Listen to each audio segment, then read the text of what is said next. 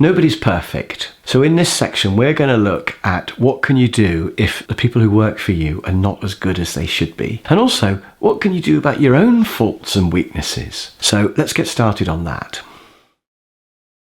The inspirational leader admits that they don't know everything. I think in the past, maybe leaders had to be an all-knowing God. But I think nowadays, the modern world, we know that not everyone knows everything. And I think it's better to be honest and admit that you don't know everything. And I can remember years ago, somebody said to me, it was actually a bloke operating a jig borer, which is a type of machine that drills very accurate holes. And apparently jig borers are really difficult to use. I don't actually know why, but apparently it takes years to really master the use of a jig borer. And this bloke said to me, you can't do my job, you can't operate a jig borer, so why are you in charge of me? And I thought that's quite an interesting question actually. Do I have a right to be in charge of somebody whose job I can't even do? What I actually said to him was, you don't want me to know how to do your job, because if I did, I would be endlessly interfering. Oh, you don't want to have it set up. Why have you got that bit there? Oh, you need to change that. So actually, you would rather that I just left you to do it, wouldn't you? And he went, well, yeah, I suppose so. And actually, if you think about it, I can't possibly learn all the machines in the machine shop. It would take a lifetime to learn every machine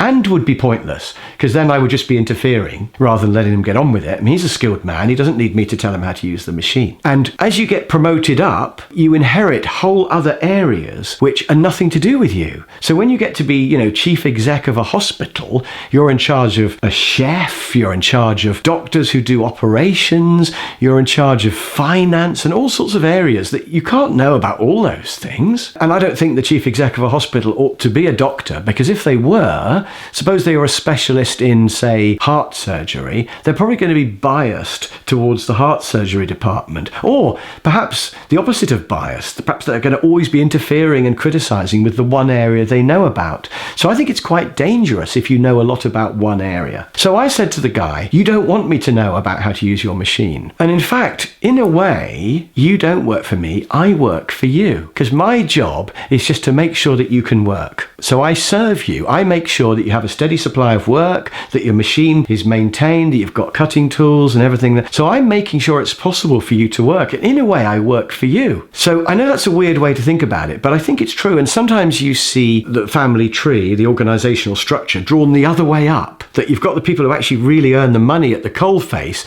and they're supported by supervisors and managers. And we're just the support structure that allows them to work. So that would be my answer to that. And I totally admit that I don't know how to do everybody's job. But that's fine, because that's what I pay them for, and that's what I trust them to do. And I think they would rather that you're allowed to get on with it and not be interfered with.